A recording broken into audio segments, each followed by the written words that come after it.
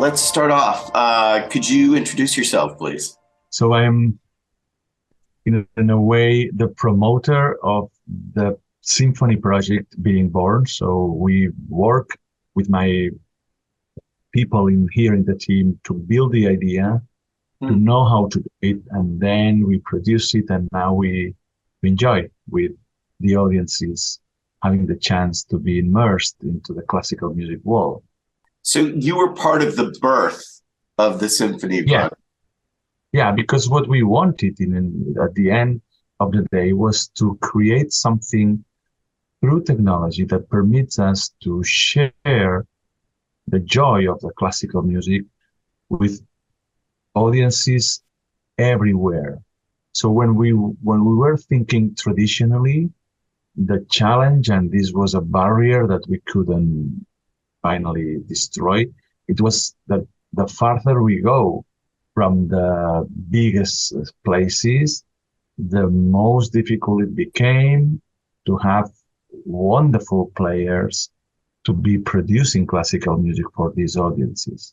So that's why we thought that through technology, we could have the best ones, just once, but then we could share this message with them for Hmm. many, many, many time and in many, many places. So Got this it. was the right to have a one-off with the best ones, and then to have this product as a premium thing to be shared for free in audiences all over Spain and Portugal, where we basically develop our activities. Got it. And just in a couple of sentences, describe to me what the project is. So the project is a journey for you to understand why music is so emotional, and it has the power to arise your emotions and to make your skin totally alive, right? And this is because there is a huge combination of physical aspects, material, it's wood, it's metal, it's skin, but it's emotion that makes your soul resonating and helps your soul to vibrate and to get moved by this physical thing, which is the instruments that we can consider as a whole through the symphonic orchestra, right? And that's great. And it is basically two films you've created. One is a 2D film, and then the other one is a 360 virtual reality film. And I believe you probably also had a system for displaying these films as almost a traveling exhibit. Is that basically what it Mm-hmm. is? Yeah, it's we have two tracks. On the first track, because these tracks they move and they are placed into the central plaza of what in Europe means basically the plaza where the town hall, the court, and the church or the cathedral is. So there we place this experience. And Hmm. on the first unit, it's a track that expands. We offer the audience this 2D film. And then after this 2D film, they go to the VR experience. We create this traditional 2D film because we felt that the VR experience was so hard, was so touching, that audiences needed a sort of a prelude, a sort of a preparation in order to let them forget about their lives, the street, the noise, the everything that they were carrying when they entered the experience. So then we provide this 12 minutes silent film, which is just sound, no words, where you basically are told through images that the musical backgrounds can be very, very different, but then the players meet and play under the inspiration, in this case by Beethoven or Mahler, Hmm. and they do it together. And it doesn't matter where are they coming from. And then you go to the VR experience where basically you have this very nice feeling of being a member of the symphonic orchestra, being a player, and then being inside the instruments, something that in real life we cannot achieve. Mm-hmm.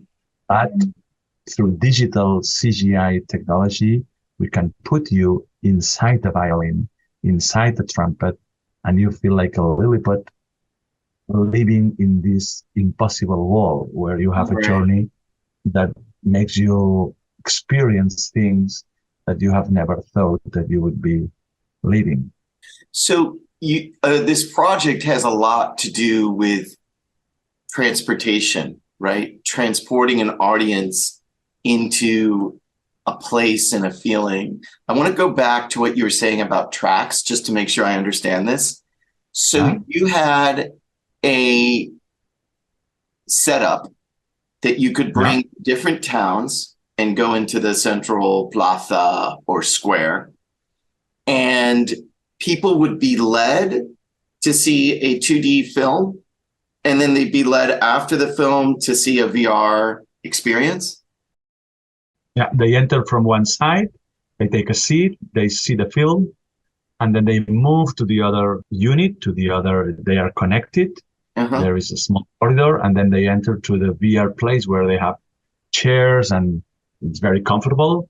And then they have the VR experience, and then they left the unit. So yes, it works like that. And then we packed everything inside these tracks, and we Mhm. move like circus after 1 month or so to the next town.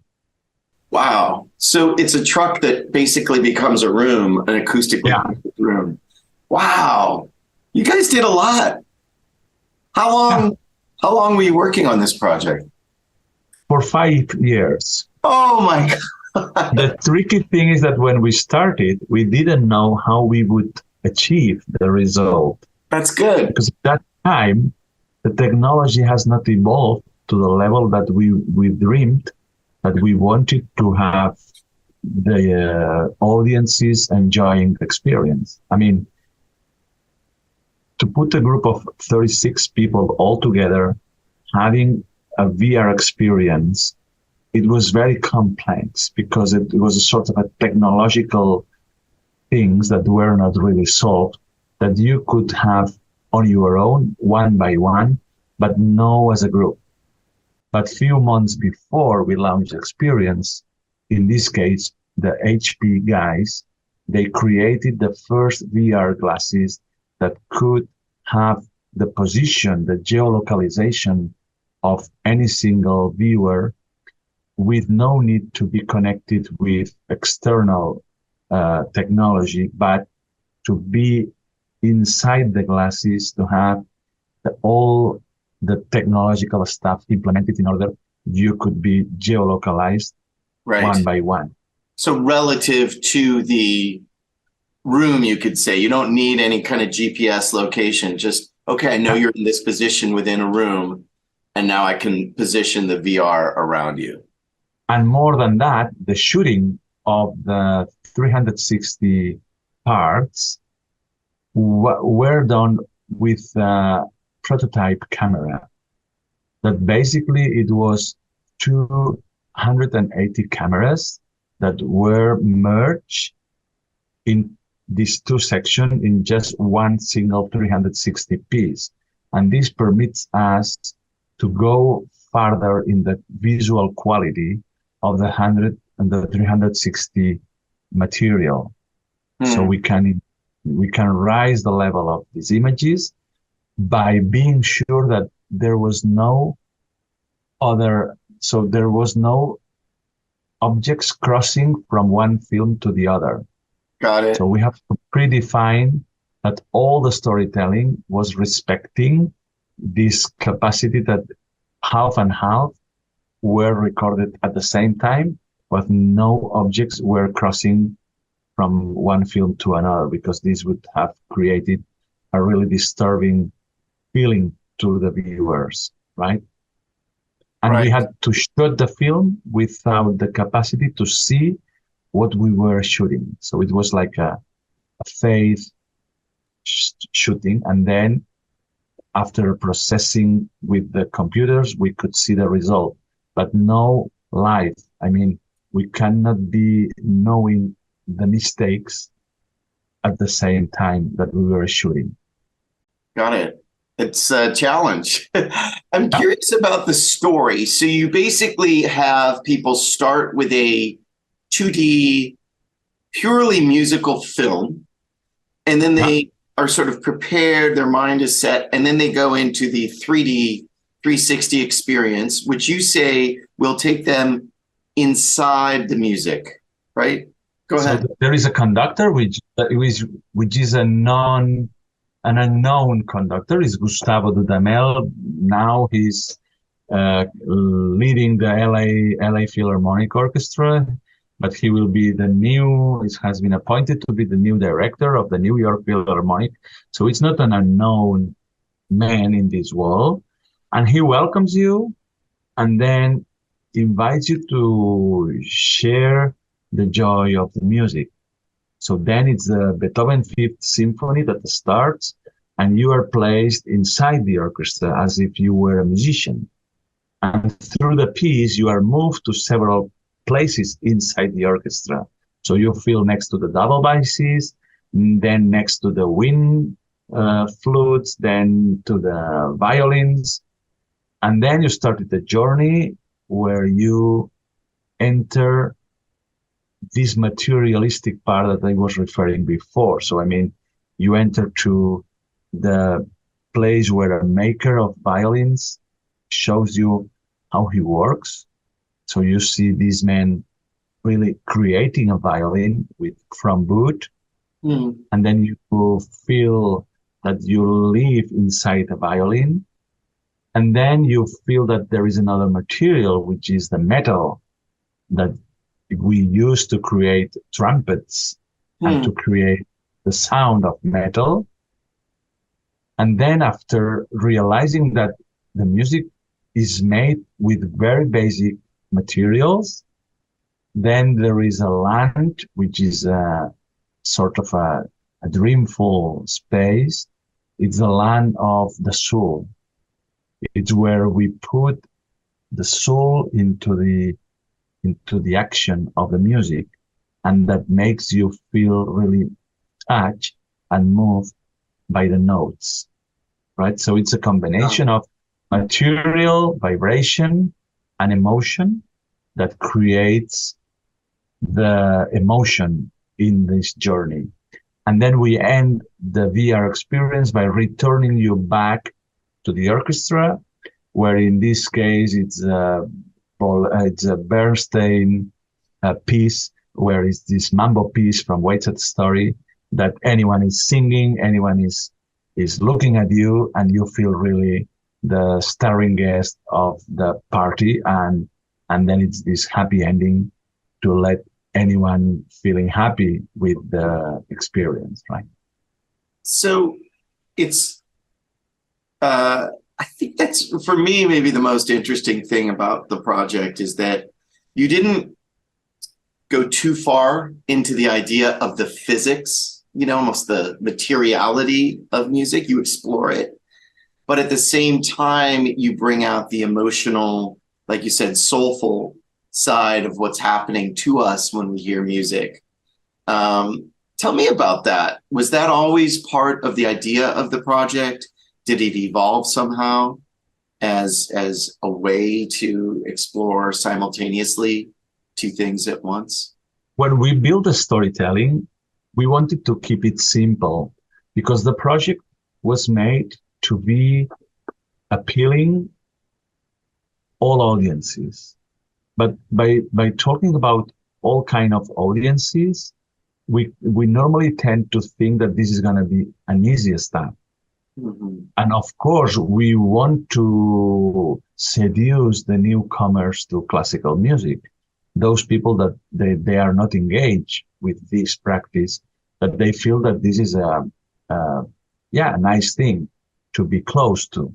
But also we wanted to have those ones really being musical lovers already to feel that they were living music in another way. Right. So So you can't That's why, alienate the people who are not classical lovers. You got to pull them in, but then the people yeah, who are big fans also have to feel like this is new and exciting. yeah.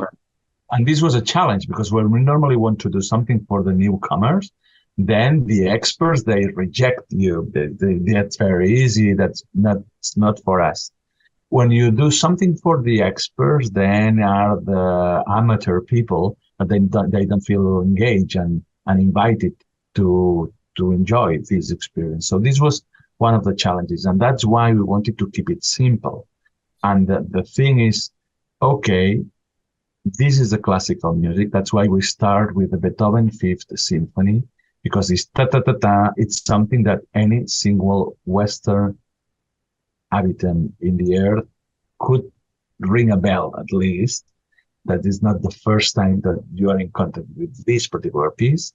Then you leave this well-known excerpt of music from the orchestra. And then what we explain to you is a very, very basic thing. It's that, okay, that's classical music. It's made from wood, from metal, from very basic materials. Mm. And then we have to add the soul capacity in action to let you think that that's why you feel moved and engaged with this music, right?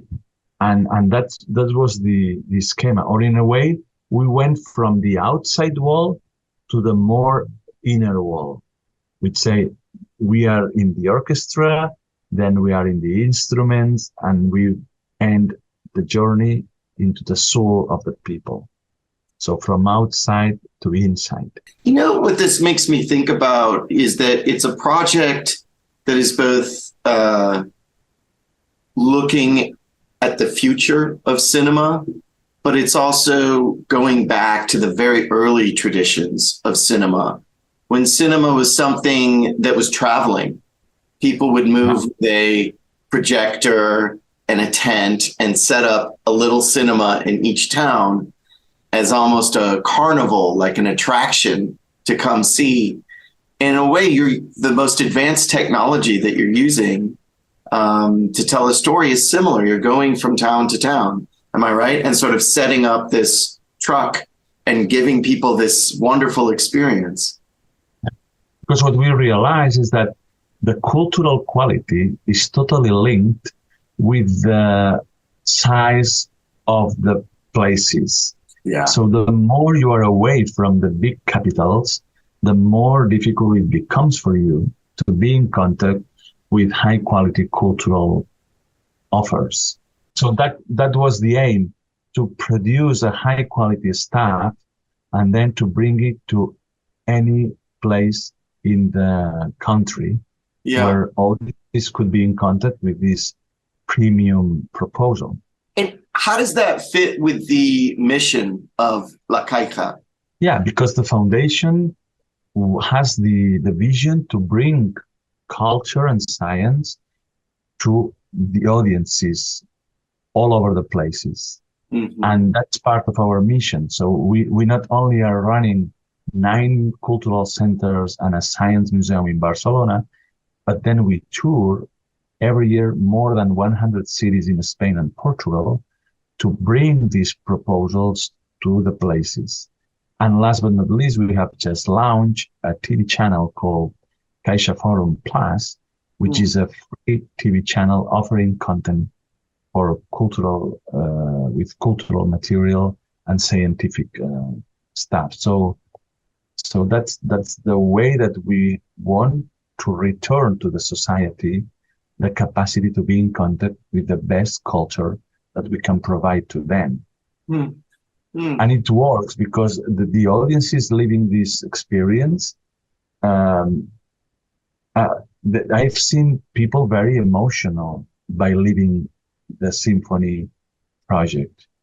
I mean, almost in tears, telling that this has had the most amazing experience that they have ever had in life. There was a lady going out to one of the sessions that she saw me and she said, "Are you a member of this organization?" I said, "Yes, I have a slide There is a relation. Yes, tell me. So she said to me, look, I don't know how is dying, how is the feeling to die, but if the feeling to die it gets closer to what I have felt inside this experience, I'm ready to die. So, wow, I said, my goodness, right? So this is something that we discover. It's that the classical music, this power of the music, makes any single one has a reaction that can be very, very deep and very, very powerful. Mm. Wow. What a great project.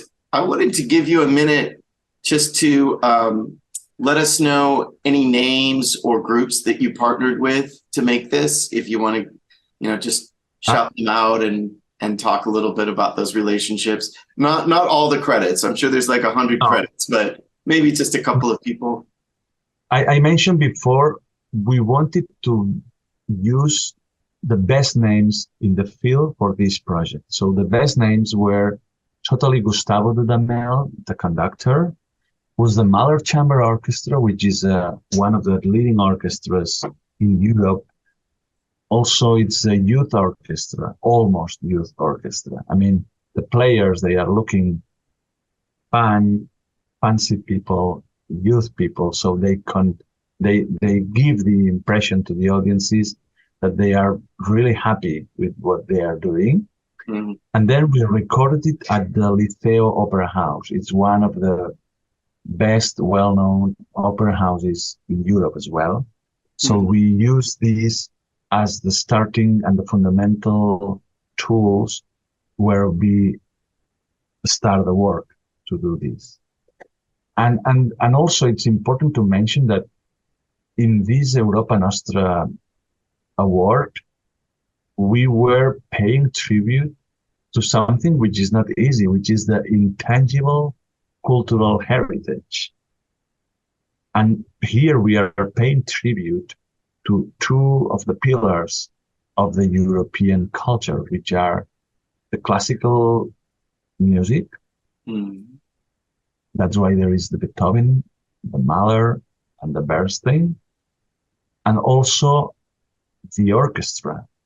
As a purely European creation, the symphonic orchestra is the most complex instrument ever created by human beings. And this is part of the European tradition. And this intangible heritage is what we wanted to pay tribute in this project as well. Bravo. Thank you. That's great. I think we're good. I think we hit everything. Maybe not in the order that I gave it, but I think that was perfect. Is there anything else you want to say about the project, or maybe, where you want to take this next, or your ideas for this technology? We have already, we have been listening critics basically saying that viewers would have loved to have more music, more classical music, and maybe to have a bit longer film. So they feel that this is not long enough. Even we were pushing the limits of the length, right? So now we have just launched the second step, which is the Bolero, the Ravel's Bolero, and it's just the piece. It's 16 minutes of music with no words, no CGI, just being in an orchestra and feeling the piece from the beginning to the end, right? So this has been the second attempt that is already existing and using the same facilities. So in the original piece, you have certain pieces that are played, but not fully through. And you go on these journeys to the workshop, to other places, and people are like, no, I really liked just being around this entire symphony, and I wanted to walk from instrument to instrument, and that people wanted to enjoy one single piece from the beginning to the end. It's like a new way to be experiencing classical music. Congratulations.